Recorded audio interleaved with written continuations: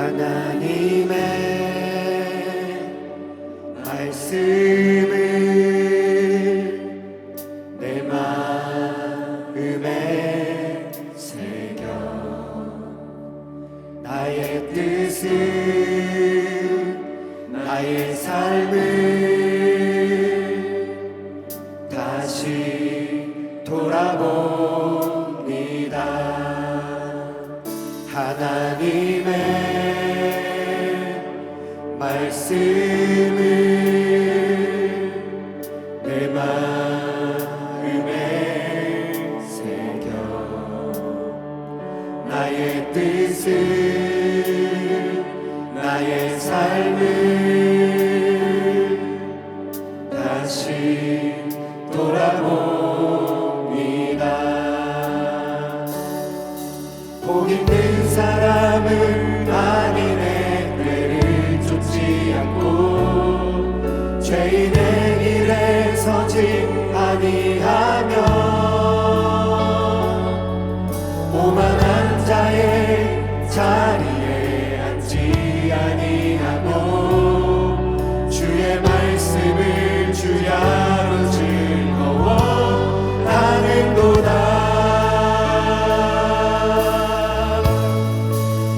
주 하나님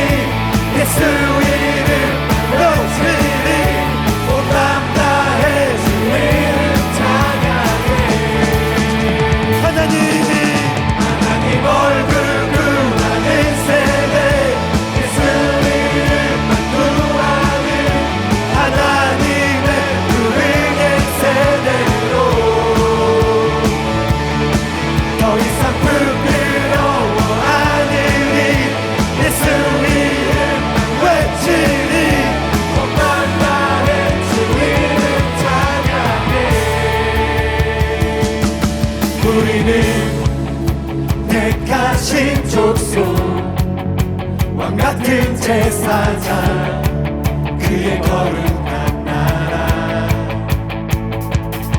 주 백성 자유 외치며 기쁨을 노래해 그 삶을 드리네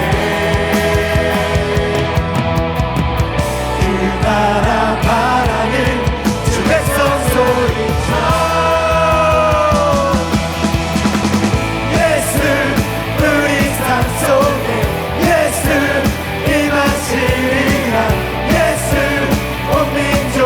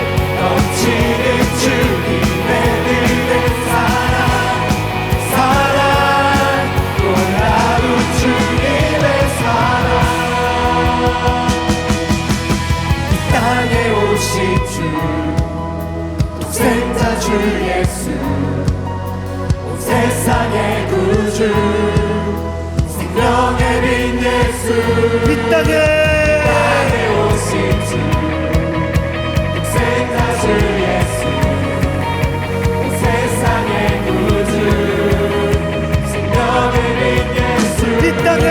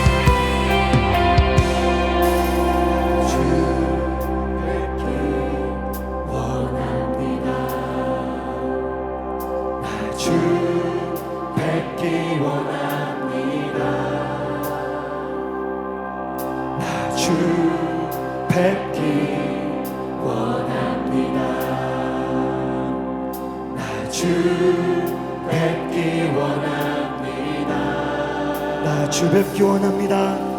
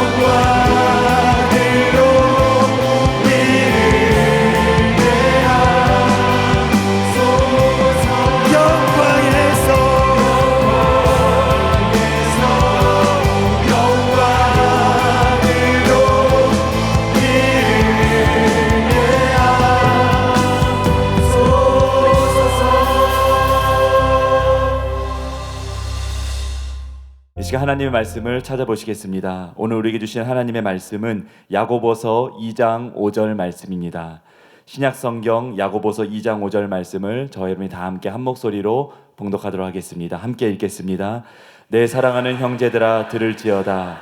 하나님이 세상에서 가난한 자를 택하사 믿음에 부요하게 하시고 또 자기를 사랑하는 자들에게 약속하신 나라를 상속으로 받게 하지 아니하셨느냐. 아멘. 이제 담임 목사님께서 나오셔서 성경에 게시되어 있는 예정의 원리라는 제목으로 하나님의 말씀 선포해 주시겠습니다.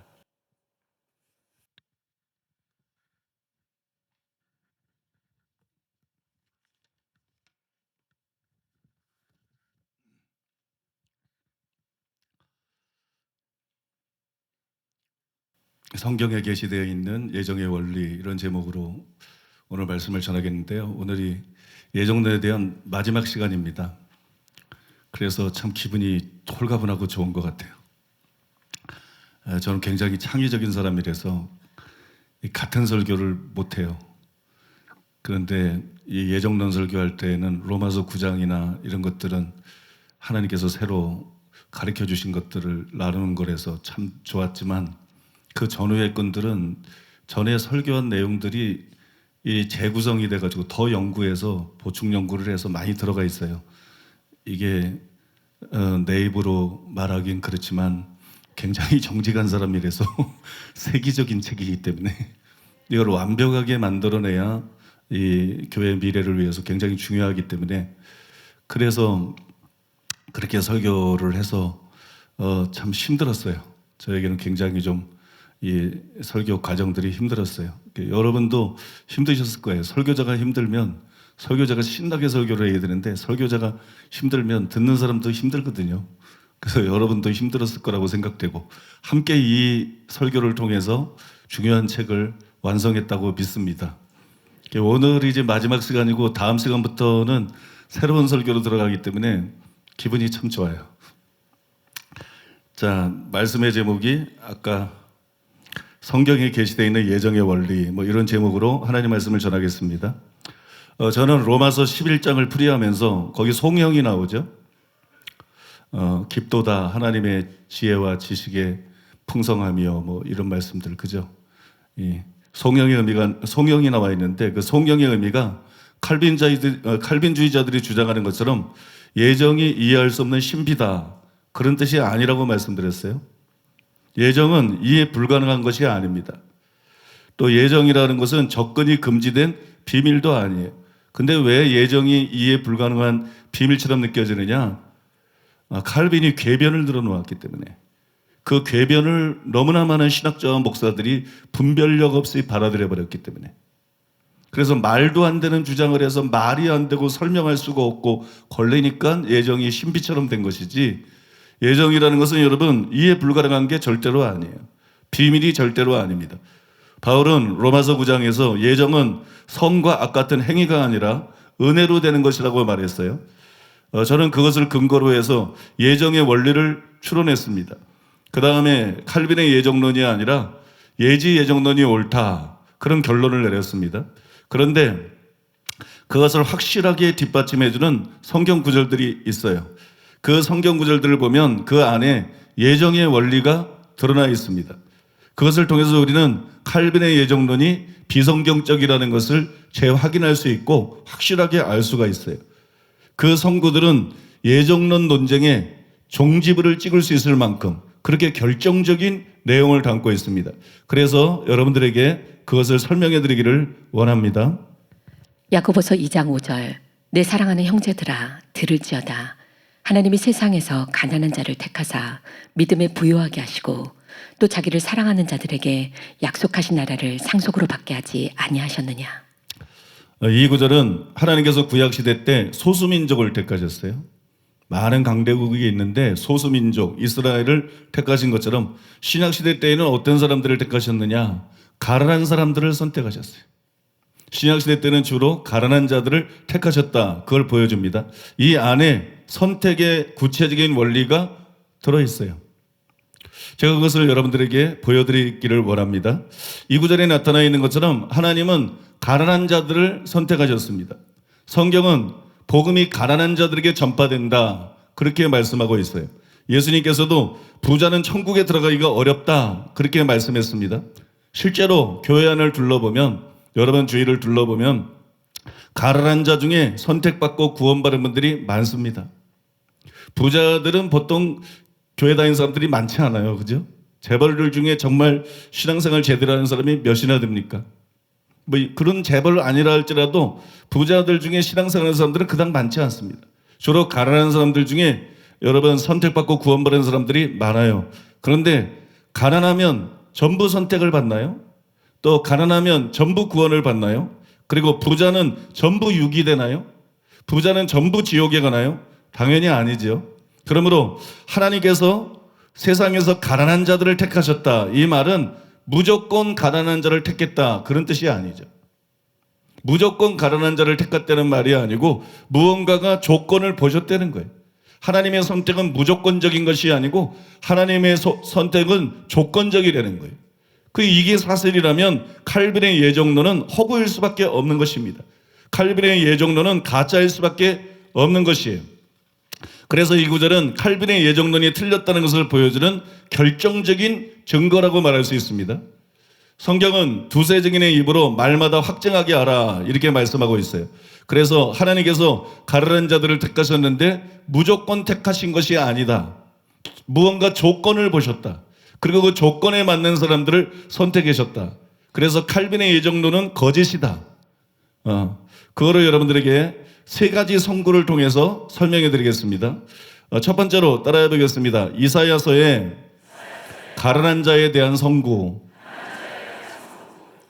이사야 61장 1절 주 여호와의 영이 내게 내리셨으니 이는 여호와께서 내게 기름을 부으사 가난한 자에게 아름다운 소식을 전하게 하려 하심이라.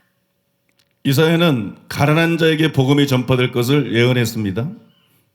또 실제로 가난한 자들에게 복음을 전했어요. 또 예수님께서도 실제로 가난한 자들에게 복음을 전파했습니다. 그러면 왜 가난한 자들에게 복음을 전파했을까요? 그것은 부자 청년의 사례가 보여주는 것처럼 부자보다 가난한 자들이 복음을 잘 받아들입니다. 여러분 이사야서에도 얼핏 이 점이 나타나 있습니다. 이사야 29장 19절 겸손한 자에게 여호와로 말미암아 기쁨이 더하겠고 사람 중 가난한 자가 이스라엘의 거룩하신 이로 말미암아 즐거워하리니. 이 구절을 현대인의 성경은 이렇게 번역했습니다. 가난하고 겸손한 자들이 이스라엘의 거룩하신 하나님 여호와께서 주시는 기쁨을 다시 누리게 될 것이다. 가난하고 겸손한 자들이, 이게 서로 짝을 이루고 있는 거예요. 가난하고 겸손한 자들이. 여러분 예수님이 말씀한 비유에는 이 사실이 더 분명하게 드러나 있습니다. 누가복음 14장 16절로 22절 어떤 사람이 큰 잔치를 베풀고 많은 사람을 청하였더니 잔치할 시각에 그 청하였던 자들에게 종을 보내어 이르되 오소서 모든 것이 준비되었나이다 하매 다 일치하게 사양하여 한 사람은 이르되 나는 밭을 샀음에 아무래도 나가보아야겠으니 청컨대 나를 양해하도록 하라 하고 또 한 사람은 이르되 나는 소 5겨리를 샀음에 시험하러 가니 청컨대 나를 양해하도록 하라 하고 또 한 사람은 이르되 나는 장가 들었으니 그러므로 가지 못하겠노라 하는지라. 종이 돌아와 주인에게 그대로 고하니 이에 집주인이 노하여 그 종에게 이르되 빨리 시내에 거리와 골목으로 나가서 가난한 자들과 몸 불편한 자들과 맹인들과 저는 자들을 데려오라 하니라. 종이 이르되 주인이여 명하신 대로 하였으되 아직도 자리가 있나이다. 여기 보니까 종들을 통해서 사람들을 초청했는데 거절한 사람들이 어떤 사람이냐면 여기 나오죠. 나는 밭을 샀음에, 나는 소 5겨리를 샀음에, 나는 장가 들었으니. 돈 없으면 장가도 못 들어요. 그죠? 응? 여자들이 얼마나 영악해. 여자들이 얼마나 조건을 봐. 남자들은 인물 보고, 남자들은 인물 보고, 여자들은 여우 같아서 조건 보고, 남자들은 늑대 같아서 인물 보고. 뭐 그러잖아요. 여러분 돈 없으면 장가도 못 가요. 뒤에 보면 이 사람들은 부유한 사람들을 말하고 있는 거예요. 부유한 넉넉한 사람들을 말하고 있는 거고, 그래서 그 다음에 이제 그 사람들이 거절하니까 그 사람들 외에 다른 사람들을 데려오라 그러면서 가난한 자에 대해서 말하잖아요. 가난한 자들을 데려오라 그렇게 말씀하잖아요. 여러분 이러보건대 하나님이 편애해서 가난한 자들에게 복음을 전하라고 하신 것이 아닙니다. 가난한 자들은 내세울 것이 없기 때문에 상대적으로 마음이 겸손해요. 가난한데도 교만한다? 그건 매우 차이돼. 가난한데도 교만한다. 야, 그건 아주 구제불능이야. 그건 아주 뭐 지옥을 아주 따는 사람이야, 따는 사람. 가난한 사람들은 여러분 상대적으로 마음이 겸손합니다. 또 가난한 사람들은 뭔가 의지할 대상을 찾아요. 부자들은 뭐 자기 힘을 믿고 살아요. 그러나 가난한 자들은 의지할 대상을 찾는데 그게 종교일 가능성이 높죠. 그죠? 그래서 가난한 사람들은 복음을 잘 받아들여요. 그래서 가난한 자들에게 복음을 전하라고 하신 것이, 그리고 그래서 그들을 택하신 것입니다. 절대 주권들은 무조건 가난한 자들을 많이 택한 것이 아니라는 것이에요. 가난한 자들이 복음을 잘 받아들이기 때문에 가난한 자들 중에서 많은 사람들이 선택을 받은 것이라는 것입니다. 예정이라고 하는 것은 칼빈이 착각한 것처럼 무조건적인 것이 아니라는 것이에요. 그거는 여러분 조건적인 예정이 맞다는 것입니다.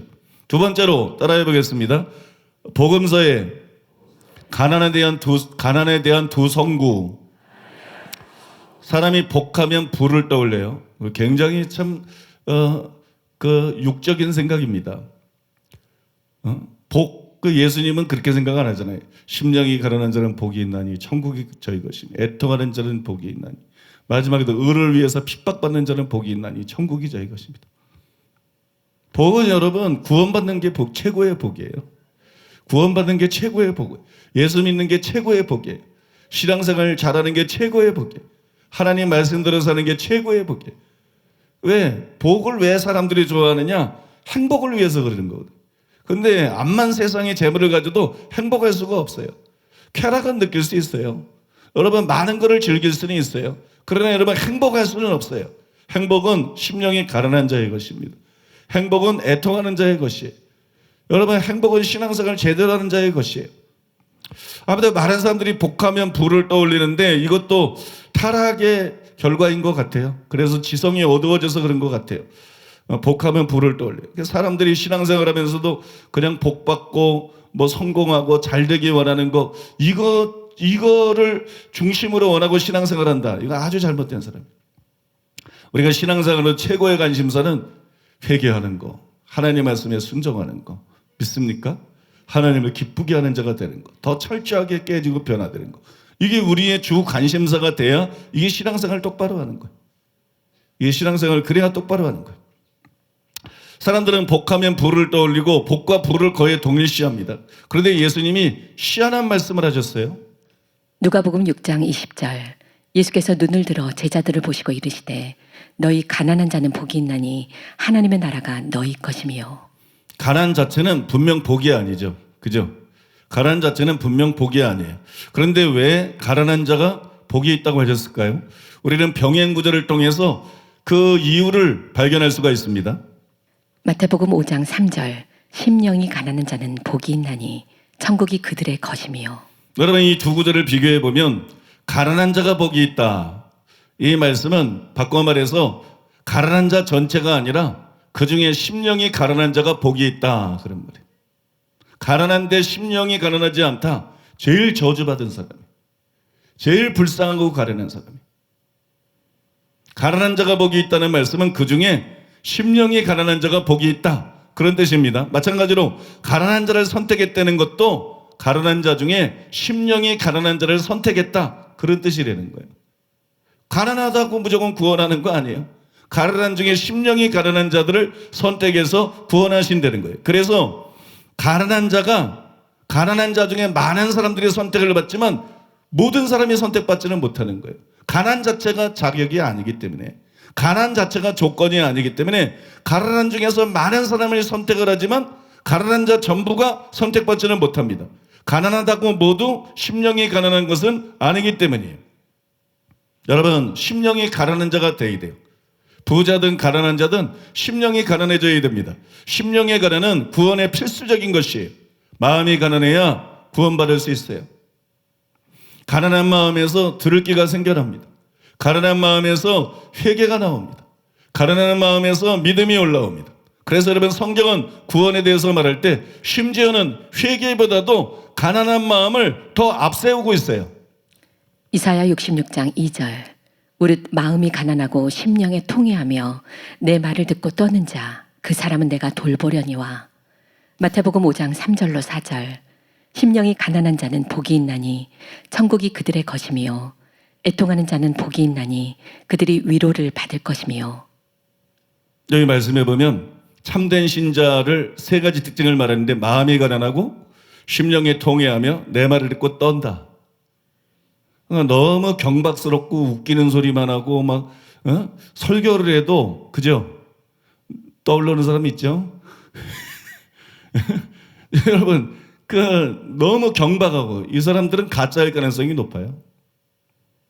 신앙이라는 것은 근본적으로 심령이 가난하고 통회하고 하나님 말씀 때문에 떠는 것으로 구성이 되는 거예요. 진짜는 이거로 구성되는 거예요. 근데 하나님 말씀을 전할 때 어떻게 이렇게 경박하게 전하는가? 하나님 말씀을 전하는데 왜 이렇게 자꾸 유행가를 불러 썼는가? 이런 거 여러분 그 가짜라는 게 드러나는 거예요. 딱 들어봐도 이건 가짜라는 게 명백하게 드러나는 거예요. 그러니까 가짜 발언을 하고 가짜 짓들을 하는 거예요. 누구라고는 얘기 안 했어요. 그러나 여기 보니까 마음의 가난이 심령에 통회하는 것보다 먼저 나오잖아요. 예수님이 말씀하신 팔복도 심령의 가난에서 시작이 된다고. 이게 참 기가 막힌 거예요. 팔복의 사람은 구원받은 사람이 어떤 사람인가, 진짜 그리스도인이 어떤 사람인가를 로이드 존즈가 말한 대로 보여주는 것인데 제일 먼저 말한 게 뭐냐? 회개도 아니고 믿음도 아니에요. 거듭남도 아니에요. 의롭다함도 아니에요. 제일 먼저 말한 게 뭐냐? 심령이 가난해야 된다. 이 뭔가 예수님이 꿰뚫어보고 말씀하신 거예요. 결국 심령이 가난한 자가 선택을 받으니까 구원은 거기서부터 시작되는 거니까. 믿습니까? 심령이 가난해야 된다. 그 다음에 애통하는 자가 복이 있다. 이사야하고 구조가 똑같은 거예요. 말씀이 똑같은 거예요. 이사야에서도 참된 신자의 첫 번째 등징은 심령의 가난, 그 다음에 통회하는 거. 예수님도 참된 신자, 팔복은 참된 신자를 말하니까 참된 신자의 첫 번째 등징은 심령의 가난, 그 다음에 애통하는 거. 똑같이 여러분 말씀하고 있습니다. 예수님이 복이 있다고 하신 가난은 그냥 가난이 아닙니다. 심령의 가난의 원인이 되는 가난이에요. 자주 가난은 심령의 가난의 원인이 됩니다. 그러므로 하나님이 가난한 자를 택하셨다는 것은 결국 심령이 가난한 자를 선택했다는 뜻이에요. 이것이 여러분 선택의 구체적인 원리입니다. 이것이 여러분 선택의 조건이라는 것이. 선택의 조건. 이건 아무것도 공로가 될 수 없어요. 그죠? 공로가 될 수 없는 것이지만 하나님께서 이런 바른 마음가짐을 원하시는 거예요. 적어도 바른 반응을 원하는 거예요. 심령이 가난한 거, 자기에게 희망이 없다는 거, 오직 하나님의 자비밖에 희망이 없다는 거, 예수님의 십자가밖에 희망이 없다는 거, 성령의 도우심밖에 희망이 없다는 거, 심령이 가난한 자가 되어서 회개하고 믿고 주님을 의지하고 기도하고. 믿습니까? 적어도 이런 마음은 갖춰야 여러분 그 사람을 구원할 수 있는 것입니다. 그러므로 예정은 절대로 무조건적인 것이 아니라는 것을 기억하시기 바랍니다. 세 번째로 따라해 보겠습니다. 고린도전서의 가난한 자들에 대한 선구. 고린도전서 1장 26절로 31절. 형제들아 너희를 부르심을 보라. 육체를 따라 지혜로운 자가 많지 아니하며 능한 자가 많지 아니하며 문벌 좋은 자가 많지 아니하도다. 그러나 하나님께서 세상에 미련한 것들을 택하사 지혜 있는 자들을 부끄럽게 하려 하시고 세상에 약한 것들을 택하사 강한 것들을 부끄럽게 하려 하시며 하나님께서 세상에 천한 것들과 멸시받는 것들과 없는 것들을 택하사 있는 것들을 패하려 하시나니 이는 아무 육체도 하나님 앞에서 자랑하지 못하게 하려 하심이라. 너희는 하나님으로부터 나서 그리스도 예수 안에 있고 예수는 하나님으로부터 나와서 우리에게 지혜와 의로움과 거룩함과 구원함이 되셨으니 기록된 바 자랑하는 자는 주 안에서 자랑하람과 같게 하려 함이라. 제가 설교하면서 이쪽은 거의 안 보는 것 같아요. 그래서 이쪽도 잠깐 보고. 다른 이유는 없어요. 다른 이유는 없는데 여러분 방금 읽어드린 이 구절은 택함에 대해서 말하고 있어요. 선택에 대해서 말하고 있는데 특히 구원에 대한 선택을 다루고 있는 말씀입니다. 왜 이게 구원에 대한 선택이냐? 형제들아 그랬으니까. 그 다음에 예수는 하나님으로부터 나와서 우리에게 지혜와 의로움과 거룩함과 구원함이 되셨으니 구원에 대한 얘기니까 이게 선택을 다루고 있는데 구원에 대한 선택을 지금 다루고 있습니다. 이 안에 보면 택하사라는 단어가 3번 나옵니다. 세상에 미련한 것들을 택하사, 또 세상에 약한 것들을 택하사, 세상에 천한 것들과 멸시받는 것들과 없는 것들을 택하사. 여기에 한마디로 줄이면 뭐예요? 그게 변승우예요. 변승우. 응? 한마디로 줄이면 변승우거든. 미련한 것들을 택하사, 약한 것들을 택하사, 천한 것들을 멸시받는 것들을 없는 것들을 택하사. 이게 딱 변승우예요. 그래서 제가 선택을 받은 거예요. 여러분 중에도 이게 나라고 느껴지는 사람이 많죠? 그죠? 나는 아니에요? 자, 이게 선택이라는 단어, 택하사라는 말이 3번 나오는데, 그리고 이렇게 이들을 택하신 이유가 뭐냐? 이렇게 택하신 이유가 뭐냐? 아무 육체도 하나님 앞에서 자랑하지 못하게 하려 하심이라. 이렇게 나옵니다.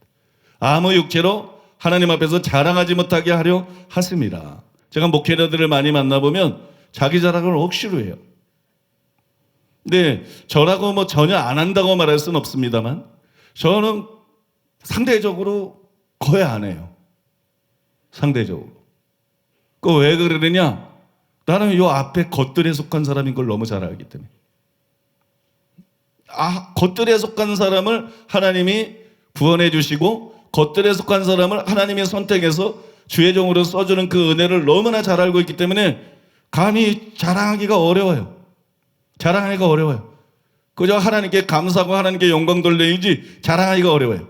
하나님 앞에서 아무도 자랑하지 못하게 하려 함이라. 여러분 이거는 로마서 11장 5절에 나오는 은혜로 택하심, 이걸 연상시키죠.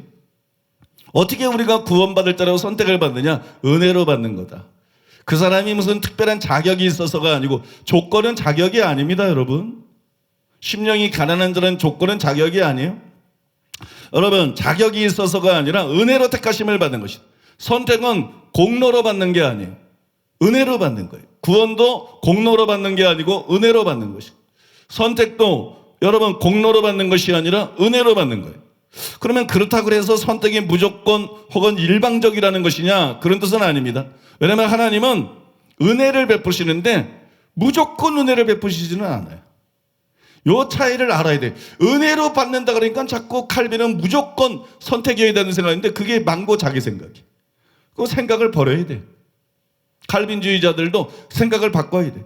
하나님은 은혜로 선택하시고 은혜로 구원하세요.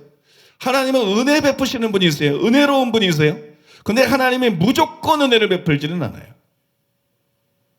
무조건 은혜를 베풀지는 않습니다. 야고보서 4장 6절에 보니까는 그러므로 일렀으되 하나님이 교만한 자를 물리치시고 겸손한 자에게 은혜를 주신다 하였느니라. 그냥 사람들이 교만하든 겸손하든 무조건 은혜 이런 하나님은 아니라는 거예요. 하나님은 교만한 자에게 은혜를 베풀지 않아요. 하나님은 겸손한 자에게만 은혜를 베푸십니다. 하나님의 은혜는 조건적인 것이에요. 겸손한 자 찾도다 못 씌워드리세. 그냥 아무나 그냥 구원하고 막 아무나 하나님의 종으로 세우고 이런 게 아니에요. 하나님이 겸손한 자들을 찾으시는 거예요.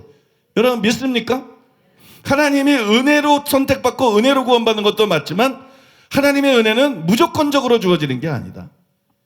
교만한 자에게는 절대로 주어지지 않는다. 겸손한 자에게만 주어집니다. 이것은 여러분 마태복음 11장 25절에서 26절 그리고 고린도전서 1장 26절에서 29절 이 말씀과 잘 조화가 됩니다.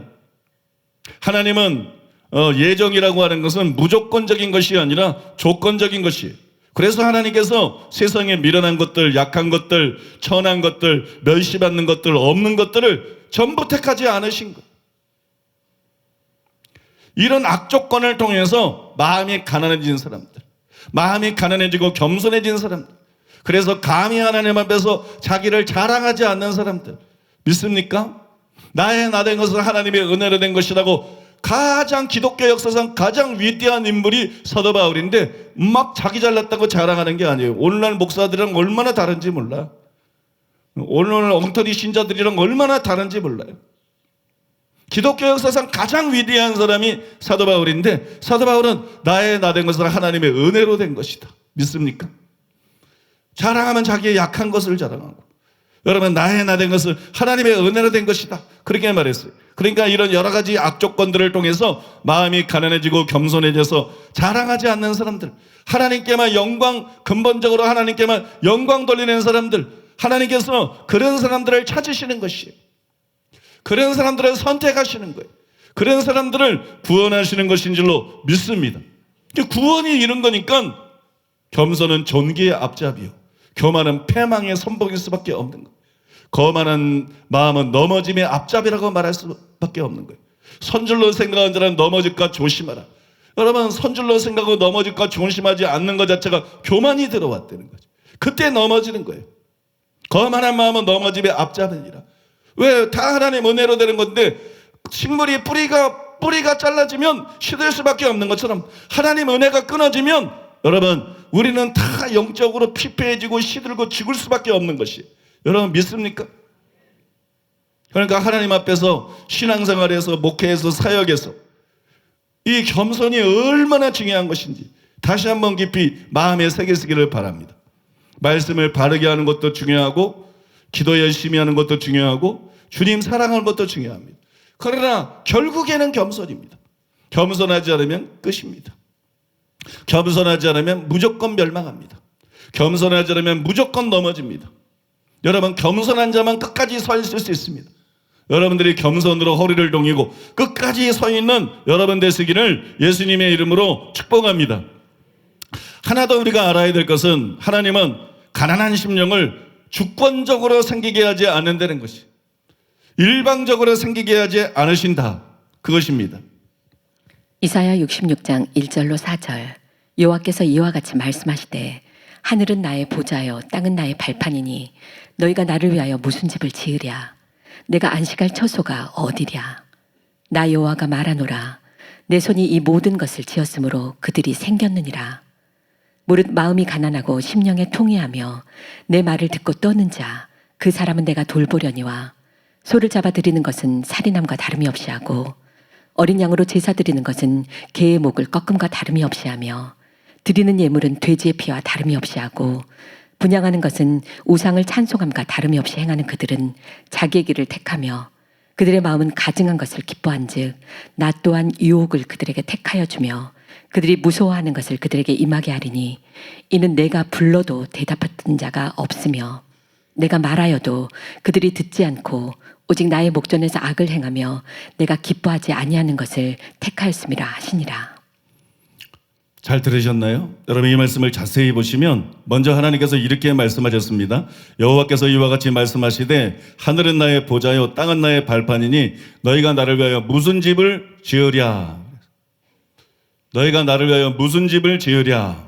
여기서부터 우리가 문맥을 통해서 좀 더 읽어보게 되면, 너희가 해야 될 일은 나를 위해서 성전을 짓는 것이 아니다. 그러면 우리가 해야 될 일이 뭐냐? 너희 마음을 가난하게 하는 것이다. 너희들의 죄 때문에 통회하는 것이다. 나의 말 때문에 두려워 떨면서 그 말씀대로 살기로 결단하는 것이다. 내가 원하는 것이 성전 건축이 아니다. 너희들이 해야 될 일은 성전을 건축하는 것이 아니고, 너희들이 해야 될 일은 마음을 가난하게 하는 것이다. 바꿔 말해서 너희들이 해야 될 일은 신학적인 표현으로 말하자면 너희 자신이 성전이 되는 것이다. 여러분 믿습니까? 여러분, 그런 말씀이에요. 그러니까 이 말씀이, 이걸 제가 왜 설명해 드리느냐, 마음의 가난이 하나님이 해주는 게 아니라는 거예요. 인간이 해야 될 일을 말씀하고 있다는 거예요. 인간이 자기 마음을 스스로 가난하게 해야 될 책임이 있는 거예요. 또한 여러분, 물은 마음이 가난하고 심령에 통회하며 내 말을 듣고 떠는 자, 그 사람은 내가 돌보려니와, 이 말씀 바로 뒤에 보면 이런 말씀이 있어요. 소를 잡아 드리는 것은 살인함과 다름이 없이 하고, 어린 양으로 제사 드리는 것은 개의 목을 꺾음과 다름이 없이 하며, 드리는 예물은 돼지의 피와 다름이 없이 하고, 분향하는 것은 우상을 찬송함과 다름이 없이 행하는 그들은 자기의 길을 택하며 그들의 마음은 가증한 것인즉, 여기서 주목해야 될 것이 하고, 하며, 하고, 행하는 이것이. 무슨 얘기냐? 이게 누가 하는 거예요? 하나님이. 이 일을 하는 주체가 누구예요? 하나님이 이렇게 하게 하는 게 아니죠.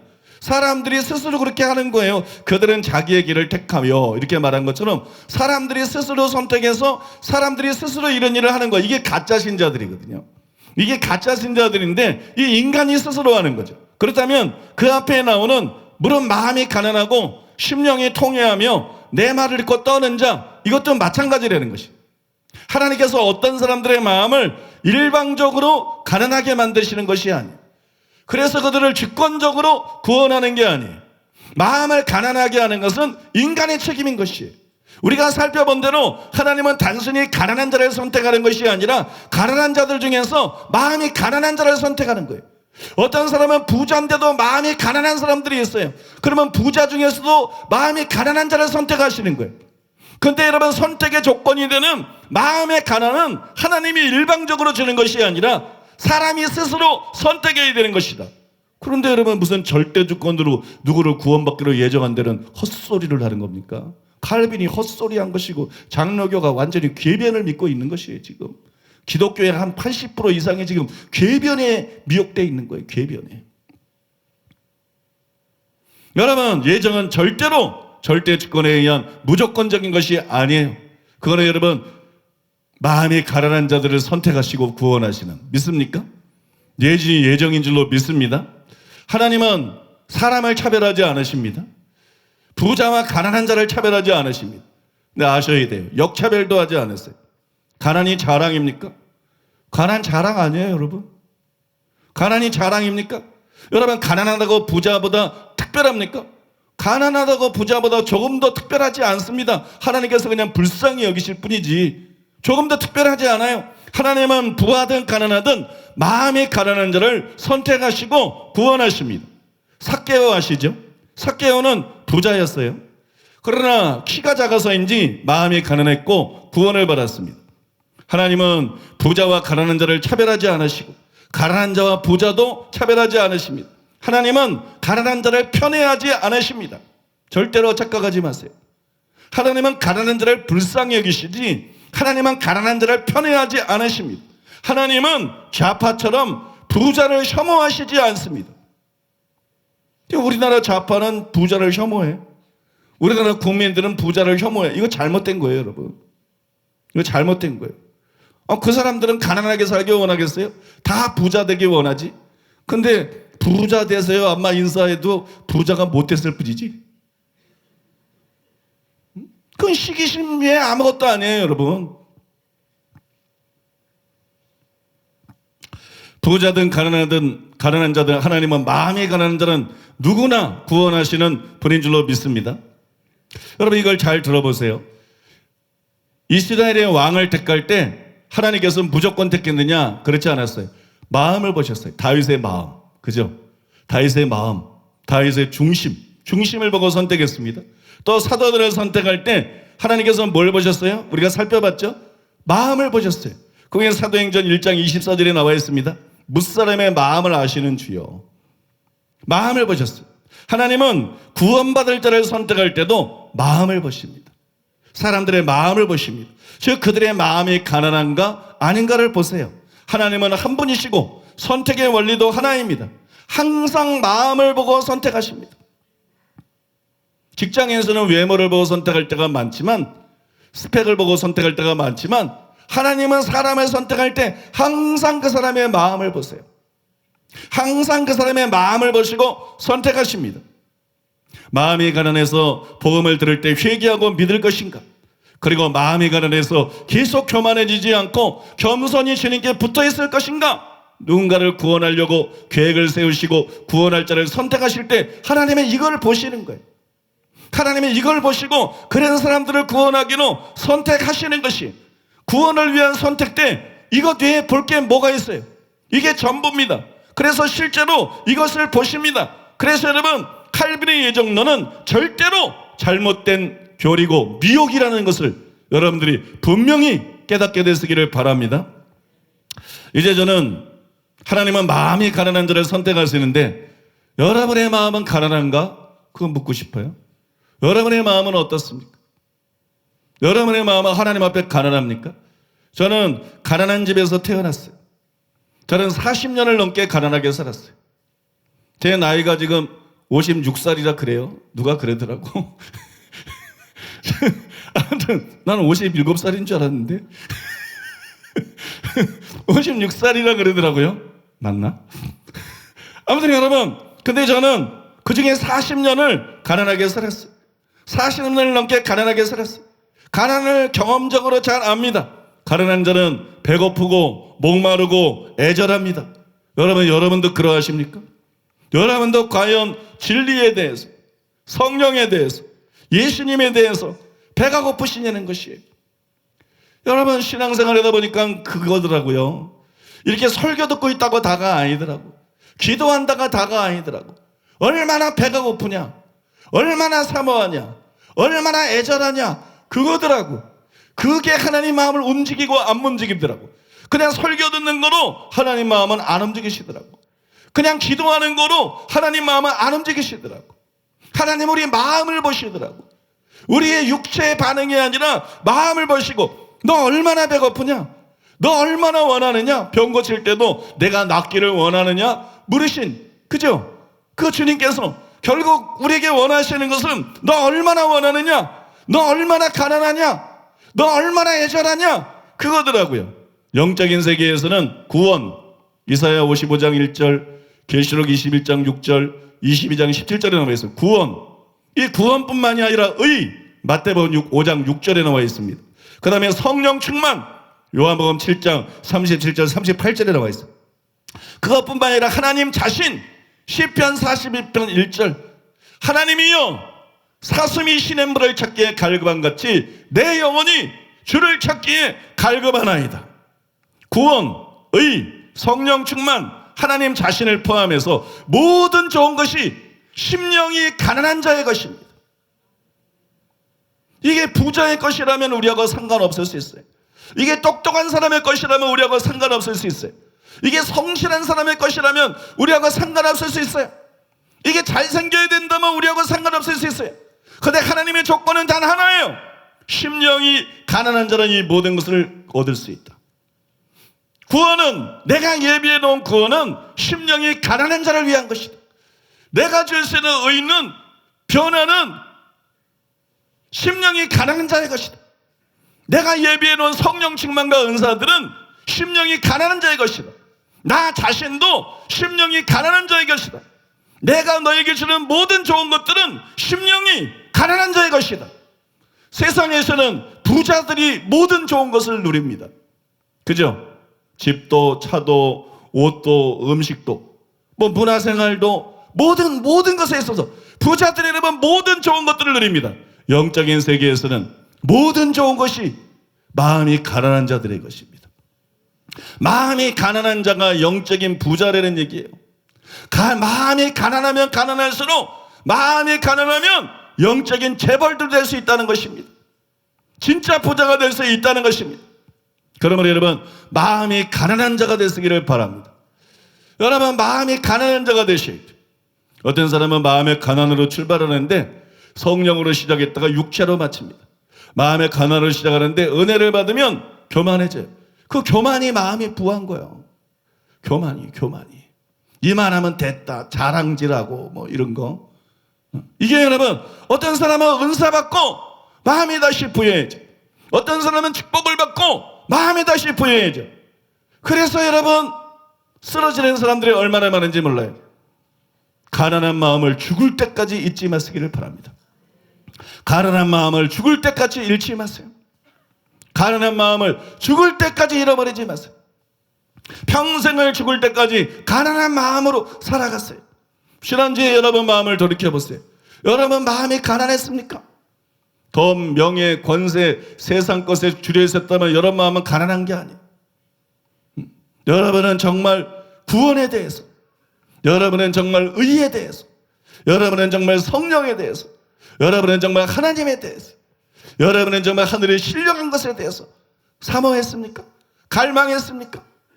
입으로만 구한 것이 아니라 마음으로 하나님 앞에 구했습니까? 마음으로 하나님 앞에 부르짖었습니까? 그랬어야 심령이 가난한 거예요. 기도를 해도 공허한 건 왜 그러냐? 마음이 교만해서 그래요.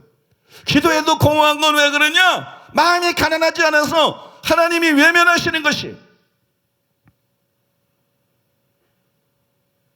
마음이 가난하지 않으면 신앙생활은 헛것입니다. 신앙생활은 헛것이. 마음이 가난한 자가 되는 여러분 되시기를 예수님의 이름으로 축복합니다. 결론을 말씀드리겠습니다. 얼마 전 제가 아침 기도를 하고 있는데 천지를 만드신 하나님, 이 천지를 만드신 하나님이라는 게 뭐예요? 유일신이시다. 세상에 많은 신이 있지만 종교가 있지만 다 가짜다. 천지를 만드신 분은 하나님 한 분이기 때문에 하나님은 유일신이시다. 이 유일신 하나님에 대한 믿음과 감사가 제 속에서 올라왔어. 그 다음에는 사랑이신 하나님, 즉 우리의 아버지가 되시는 하나님께 대한 감사와 찬양이 올라왔어요. 그래서 감사드리며 찬양을 하는데 문득 이런 생각이 들었습니다. 하나님은 사랑이시다. 예수님은 하나님이 어떤 분인지를 보여주셨다. 요한복음 1장 18절 본래 하나님을 본 사람이 없으되 아버지 품속에 있는 독생하신 하나님이 나타내셨느니라. 요한은 주님과 가장 친밀한 제자였다. 요한보다 누가 더 하나님을 잘 알겠는가? 그런데 요한은 하나님은 사랑이라고 거듭 선언했다. 요한일서 4장 8절 16절 하나님은 사랑이시라. 이는 구약시대의 하나님을 대면하고 보고 친구처럼 사귀었던, 즉 하나님을 가장 잘 알았던 모세가 받은 계시와도 일치가 된다. 출애굽기 34장 5절로 6절 여호와께서 구름 가운데 강림하사 그와 함께 거기 서서 여호와의 이름을 선포하실세 여호와께서 그의 앞으로 지나시며 선포하시되 여호와라 여호와라 자비롭고 은혜롭고 노하기를 더디하고 인자와 진실이 많은 하나님이라. 하나님이 사랑이심을 우리는 예수님을 통해서 알 수가 있다. 또한 그의 계명들을 통해서 알 수 있다. 왜냐하면 계명들은 하늘에서 떨어지는 것이 아니라 하나님의 성품에서 나오는 것이기 때문이다. 그런데 예수님은 율법의 강령이 하나님 사랑과 이웃 사랑이라고 말씀하셨다. 마태복음 22장 37절로 40절 예수께서 이르시되 내 마음을 다하고 목숨을 다하고 뜻을 다하여 주 너의 하나님을 사랑하라 하셨으니 이것이 크고 첫째 되는 계명이요 둘째도 그와 같으니 내 이웃을 내 자신같이 사랑하라 하셨으니 이 두 계명이 온 율법과 선지자의 강령이니라. 그리고 예수님은 이웃 사랑과 관련해서 이렇게 말씀하셨다.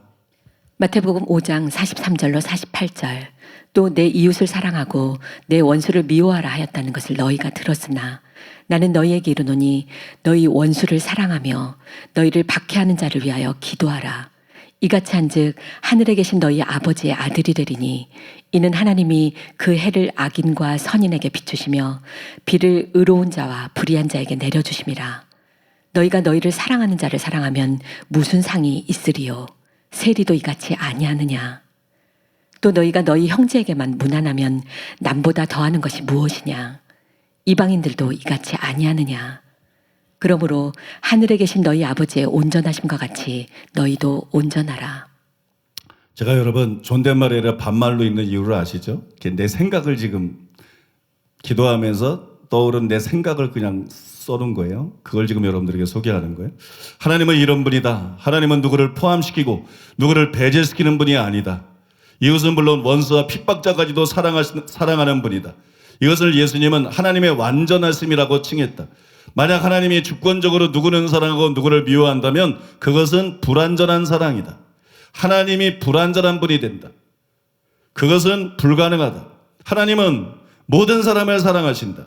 사랑이신 하나님은 모두 사랑하시고 모두 구원받기를 원하신다. 그렇다면 왜 모든 사람이 구원받지를 못하는가? 마태복음 23장 37절로 38절 예루살렘아 예루살렘아 선지자들을 죽이고 내게 파송된 자들을 돌로 치는 자여 암탉이 그 새끼를 날개 아래 모음같이 내가 내 자녀를 모으려 한 일이 몇 번이더냐. 그러나 너희가 원하지 아니하였도다. 보라 너희 집이 황폐하여 버려진 바 되리라. 여기에 답이 있다. 하나님이 아무리 원해도 자유의지를 가진 사람이 원치 않기 때문이다. 그들의 마음이 가난하지 않고 교만하고 강팍하기 때문이다. 그래서 어떤 이들은 선택이나 구원을 받지 못하는 것이다. 따라서 칼빈의 예정론은 비진리다. 예지 예정론이 진리다. 여러분, 그때 제가 기도할 때 이런 생각이 들더라고요. 그래서 들어보니까 가만히 생각되는 대로 생각을 따라하다 보니까 그게 맞는 말인 거예요. 이걸 통해서 여러분 예정론이 잘못된 것이고 예정론이 바르다는 예정이 바르다는 것을 여러분 분명하게 다시 한번 증명이 되는 것이에요. 여러분도 동의되시죠? 여러분도 동의하시죠? 칼빈이 주장한 예정론이 틀렸습니다. 예정론이 옳습니다. 때문에 우리의 미래, 영원한 미래뿐만이 아니에요. 이 땅에서의 미래도 마찬가지. 우리의 미래는 운명적으로 정해져 있는 게 아니에요. 이 땅에서 미래든 영원한 미래든 우리의 미래는 운명적으로 정해져 있는 것이 아니고 그거는 하나님이 결정하는 것이 아니에요. 하나님이 결정하는 건 맞는데 우리의 반응에 따라 하나님이 결정하는 거예요. 그거는 하나님이 일방적으로 결정하는 것 아니에요. 그거는 실제로 선택하고 그거는 실제로 결정하는 것은 우리 자신입니다. 우리 스스로가 우리의 운명을 결정하는 것이에요. 우리 스스로가 우리의 영원한 미래, 영원한 운명을 결정하는 것이에요. 그런 의미에서 오랄 로버츠 목사님의 말이 굉장히 의미가 있고 가치가 있다고 생각이 돼서 소개해드리기를 원합니다. 제가 읽어드리겠습니다. 누군가가 말하기를 하나님도 한 표를 가지고 있고 마귀도 한 표를 가지고 있다. 따라서 당신의 한 표가 이를 결정한다고 했습니다. 나 자신의 경험으로 미루어 볼 때 하나님은 하나님대로 당신의 생애에 일어날 일에 대해 뜻을 가지고 있고 마귀는 마귀대로 또 당신은 당신대로 자신의 뜻을 갖고 있습니다. 그러나 하나님의 뜻이나 마귀의 뜻이 아무리 강하다고 할지라도 결국 이를 결정하는 것은 당신의 뜻에 달려 있습니다. 십자가를 눈앞에 두신 예수님조차도 이 세 가지 뜻에 직면했습니다. 첫째로 마귀의 뜻은 예수님이 자신의 생애에 대한 하나님의 뜻에 불순종하고 자기의 뜻에 따라 하나님을 저버리는 것이었습니다. 둘째로 하나님의 뜻은 예수님이 십자가를 지는 것이며 그로써 아버지께서 그의 생명을 다윗의 씨로 심어 부활의 열매를 거둬들임으로써 우리의 구원과 영생을 위한 능력이 되게 하는 것이었습니다. 그런가 하면 셋째로 예수님의 뜻은 하나님의 뜻을 따를 것인지 마귀의 뜻을 따를 것인지 결정하는 것이었습니다. 예수님은 여기서 하나님의 뜻을 따라 자신의 표를 드리기로 결정하셨습니다. 그리하여 그 결정에 따라 모든 일들이 이루어졌습니다. 내 뜻대로 마옵시고 아버지의 뜻대로 되기를 원하나이다 라고 하신 예수님의 말씀은 사실상 아버지여 나는 당신께 표를 드립니다 라고 말씀하신 것이었습니다. 여러분 옳은 말입니다. 그런데 여러분은 지금까지 여러분의 선택을 통해서 누구에게 표를 주었습니까? 여러분 대통령 뽑는 표만 중요한 게 아니에요. 여러분의 일상의 선택을 통해서 여러분은 여러분의 한 표를 하나님께 드릴 수도 있고 그래서 하나님 뜻이 이루어지게 할 수도 있고 마귀에게 줄 수도 있고 그래서 여러분의 삶에 마귀의 뜻이 이루어지게 할 수도 있어요. 여러분은 여러분의 선택을 통해서 누구에게 표를 주어왔습니까? 하나님입니까? 아니면 마귀입니까? 여러분의 영원한 미래와 이 땅에서의 미래는 하나님이나 마귀가 아니라 여러분에게 달려 있어요. 여러분이 처한 지금의 현실은 과거에 한 여러분의 선택의 결과입니다.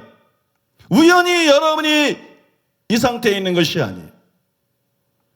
우연히 여러분이 이런 환경, 이런 처지에 있는 것이 아니에요. 여러분들이 과거에 선택한 것이 모여서 여러분의 현재가 된 것이에요. 또 여러분이 현재하는 이 선택들이 모여서 여러분의 미래를 만드는 거예요. 쨍하고 배뜰 날 돌아오겠지 없어요. 그런 건 없어요. 여러분 여러분의 올바른 선택이 복된 미래를 만드는 거예요. 우연히 복을 받는 게 아니에요. 우연히 잘 되는 게 아니에요. 우연히 높아지는 거 아닙니다. 우연히 성공하는 거 아닙니다. 여러분의 선택들이 모여서 여러분의 미래가 만들어지는 거예요.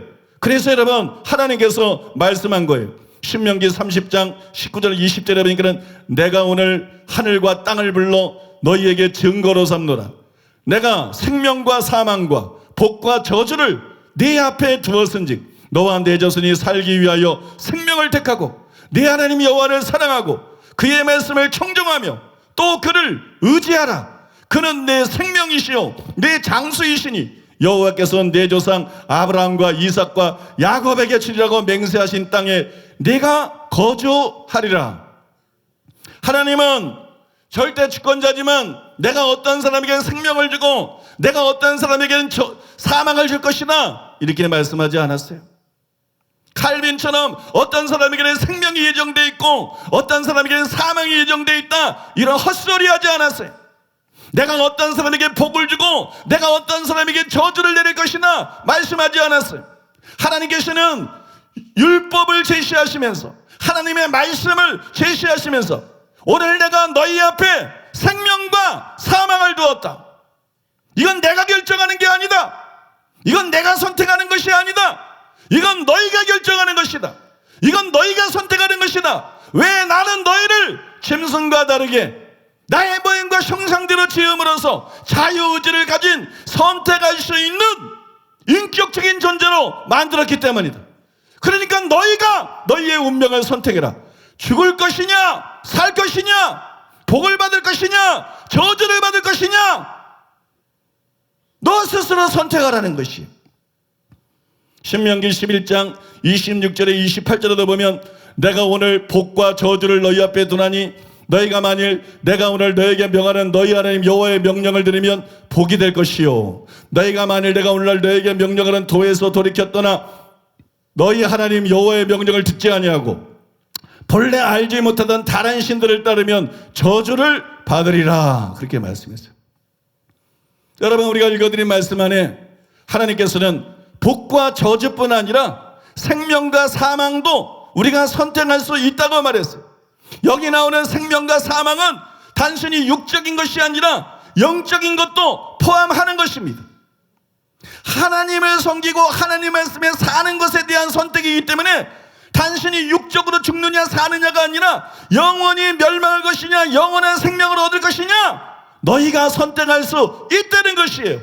하나님의 말씀은 우리가 원하면 구원을 받을 수 있다고 말씀합니다. 하나님의 말씀은 우리가 원하면 선택을 받을 수 있다고 말씀합니다. 여러분 믿습니까? 칼빈이 틀렸습니다. 칼빈은 거짓입니다. 잘못된 것입니다.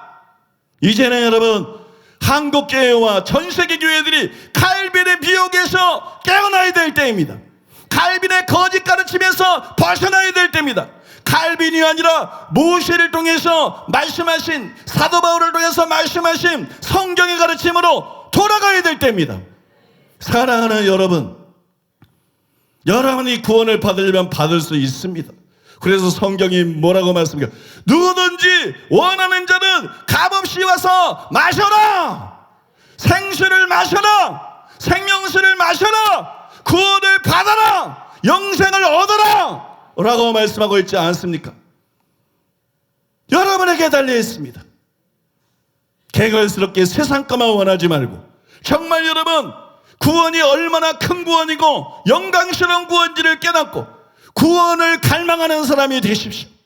구원을 원하는 사람이 되십시오. 보이는 것이 아니라 보이지 않는 것, 잠시 있는 것이 아니라 영원한 것을 갈망하는 사람이 되십시오. 사모하는 사람이 되십시오. 그거를 선택하는 사람이 되십시오. 그래서 여러분들이 저 천국에서 영생복락을 누릴 뿐만 아니라 이 땅에서도 복을 받는 여러분 되시기를 바랍니다. 저주를 받는 것이 아니라 복을 받고 잘되고 하나님의 영광을 위해서 살아가는 여러분 되시기를 예수님의 이름으로 축복합니다. 우리 오늘 들은 말씀 기억하면서 기도하겠습니다. 오늘 들은 말씀 기억하면서 우리 주여 삼창하고 통성으로 기도하겠습니다. 주여! 주여! 주여!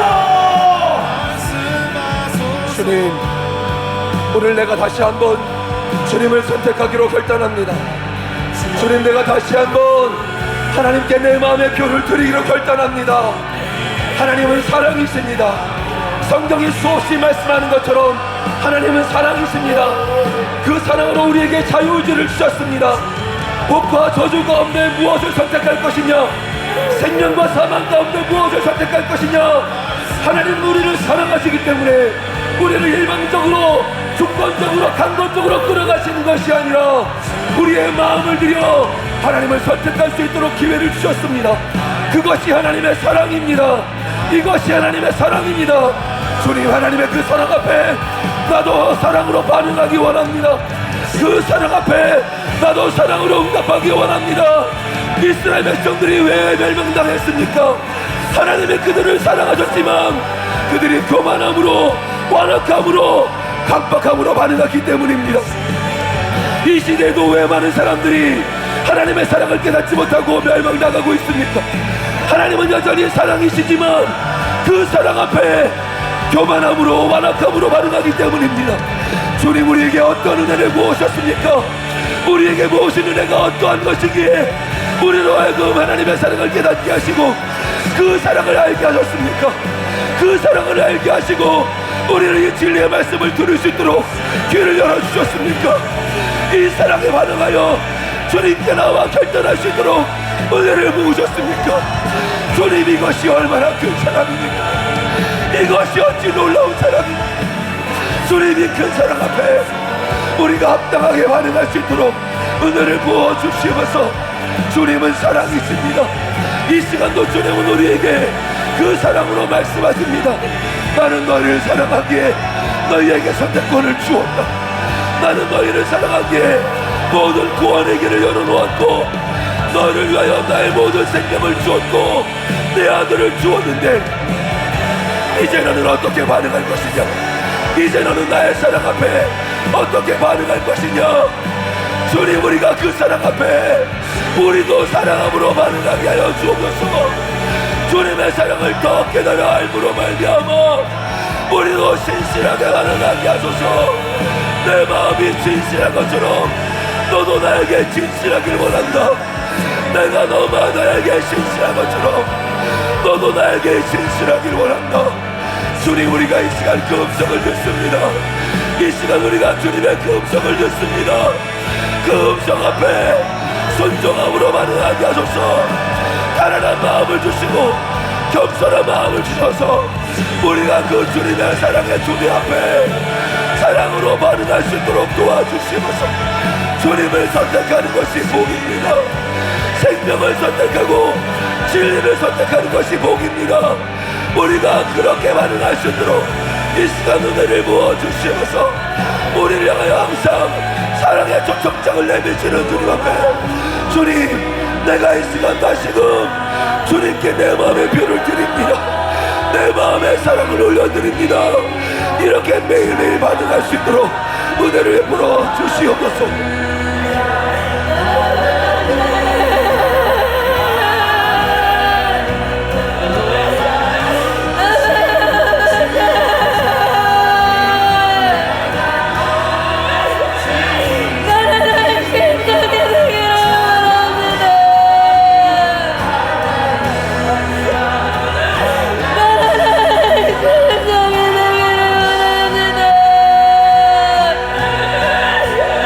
나는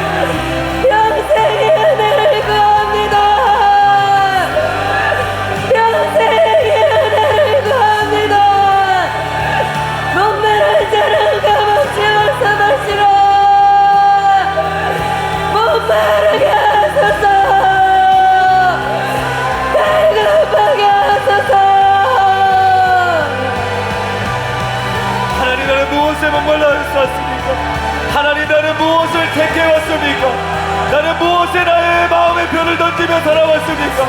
주님, 나의 삶을 돌아봅니다. 우리의 삶을 돌아보게 하소서. 하나님께서 우리의 삶을 칼빈의 운명론에, 칼빈의 예정론에 맡겨놓으신 것이 아니라 나는 너희 앞에 생명과 사망, 복과 저주를 선택하도록 나는 너희 앞에 두었다 말씀하신 하나님, 나는 무엇을 택하여 왔습니까?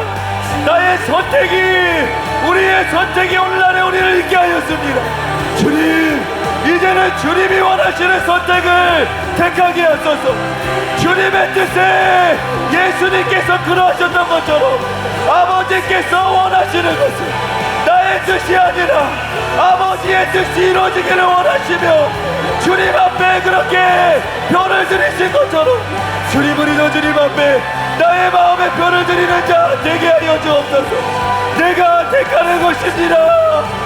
갈빈의 예정론에 운명 안에 갇혀있는 것이 아니라 우리의 미래는, 나의 삶의 미래는, 또 이 나라의 미래는 우리가 선택하는 것입니다. 주님, 우리의 마음의 눈을 열어주시옵소서.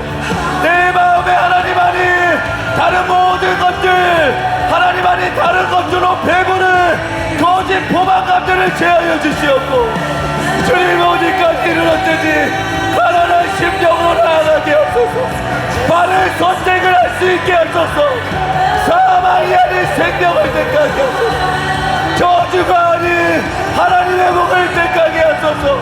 주님, 우리의 마음을, 나의 마음을 적게 하여 주옵소서. 내 안에 모든 불순물들, 내 안에 모든 잘못된 생각들, 하늘의 것이 아닌 이 땅의 것을 추구하는 마음들 아버지 비워주옵소서. 어디까지 이르렀든지 가난한 심령으로, 겸손한 마음으로 끝까지 주님을 택할 수 있는, 끝까지 주님을 따를 수 있는 나의 심령, 우리의 심령이 되게 하여 주옵소서. 바른 것을 택하는 주님들이 일어나게 하소서. 하나님이 주신 모든 것들에 바른 것에 표를 던질 수 있는, 이 나라의 미래를 위하여서 생명의 표를 던질 수 있는, 이 나라의 참된 복을 위하여서 참된 표를 던질 수 있는 그런 하나님의 사람들이 일어나게 하여 주시옵소서. 이 말씀을 붙잡습니다. 우리가 이 말씀을 붙잡습니다. 우리의 심령의 색입니다. 우리에게 복 주시기를 기뻐하시는 하나님, 우리가 살기를 원하시는 하나님, 생사와 복이 너희 앞에 놓여있고 무엇을 원하는지 너희가 택하라 말씀하시는 하나님, 심령이 가난한 자는 복이 있나니 복 주시기를 기뻐하시는 하나님, 우리는 선택하고 나아갈 것입니다. 주님이 말씀을 신비에 새기게 하시고 날마다 주님 앞에 내가 무엇을 선택하고 있는지를 점검하게 하여 주시옵소서. 하나님, 은혜를 부으소서, 은혜를 부으소서. 사랑하는 교회에 주신 이 생명의 말씀이 우리를 통하여 열방으로 흘러가게 하여 주시옵소서. 하나님, 절대로 교만한 자의 자리에 서고 싶지 않습니다. 하나님, 겸손한 자리에, 애통하는 자리에, 주님 말씀 앞에 떠오는 자, 주의 말씀 앞에 떠오는 자, 그 자리로 우리를 인도하여 주시옵소서. 아버지, 진실로 깊은 갈망을 부어 주시옵소서. 목마름을 주시옵소서. 나는 배고픕니까? 나는 배고픈 자입니까? 나는 주님으로 배고픈 자입니까? 배불러서 아무것도 구하고 있지 않지는 않습니까? 죽어가는지도 모르고 내 배고픔도 모르고 하나님 말씀의 앞에 아무것도 반응하지 않는 그 교만에 나의 눈을 가리고 있지는 않습니까? 아버지, 나는 목마릅니다. 주님으로 배고픕니다. 나는 주님을 더 알기를 원합니다. 갈망합니다. 아버지, 우리에게 은혜를 부으시옵소서. 지금 그 은혜를 부으시옵소서. 여러분, 갈망하셔야 합니다.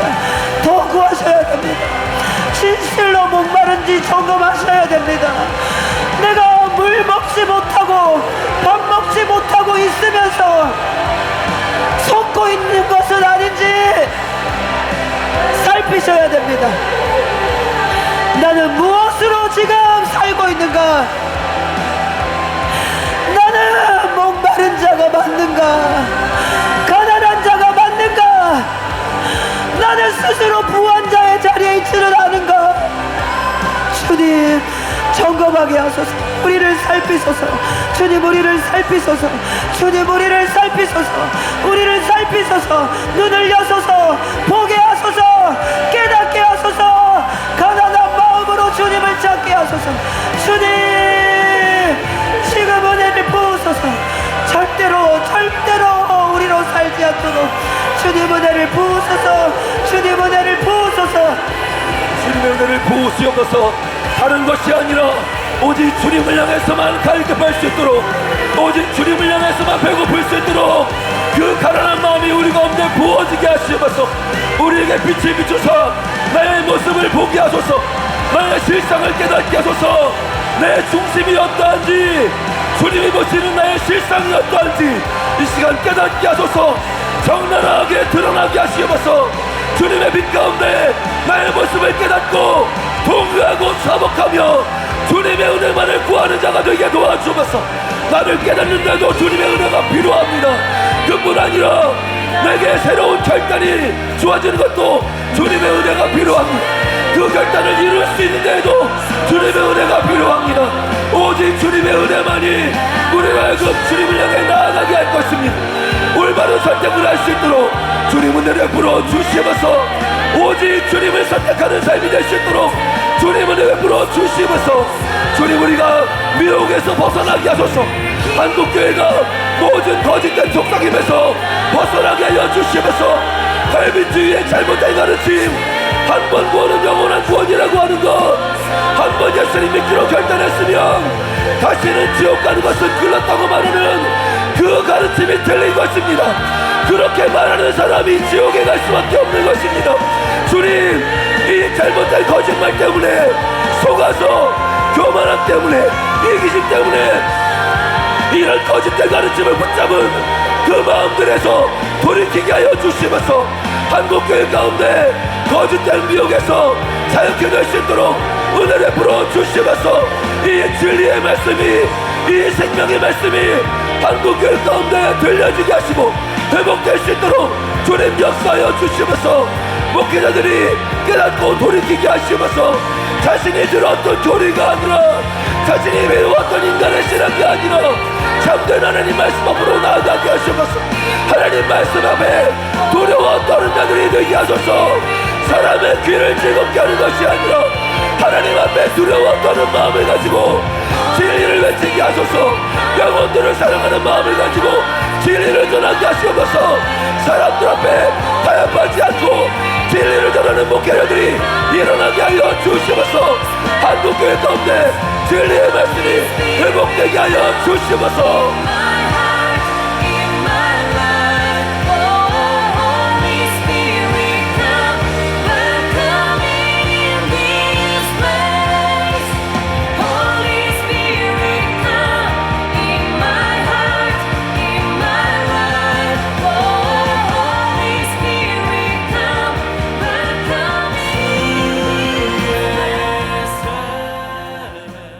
이 모든 말씀 우리의 생명 되시는 존귀하신 예수 그리스도의 이름으로 기도드리옵나이다.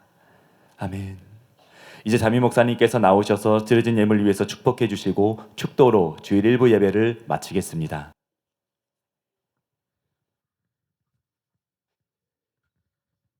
기도하겠습니다. 고마우신 아버지 하나님의 사랑과 은혜를 생각할 때 감사드리고 찬송드리고 찬양드립니다. 주님, 우리에게 가난한 마음을 부어 주시옵소서. 더욱더 가난한 마음을 주시옵소서. 절박한 마음을 주시옵소서. 사모하는 마음을 주시옵소서. 주님, 우리에게 열정을 주시옵소서.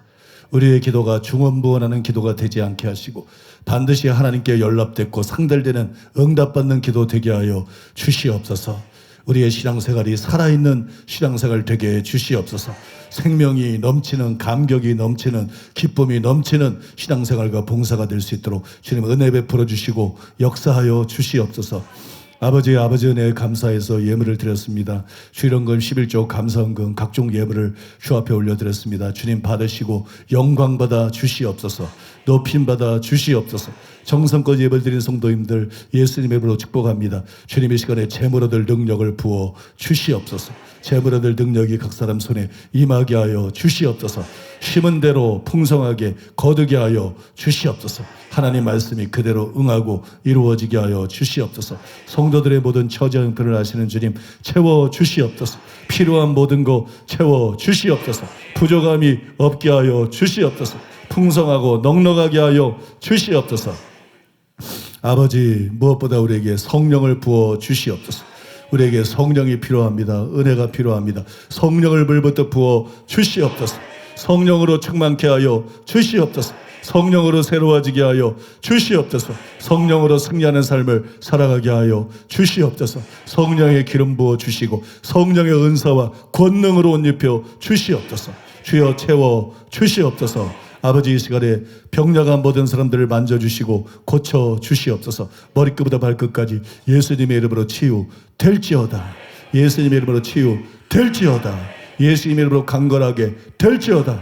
모든 질병은 떠나 갈지어다. 모든 불편함 떠나 갈지어다.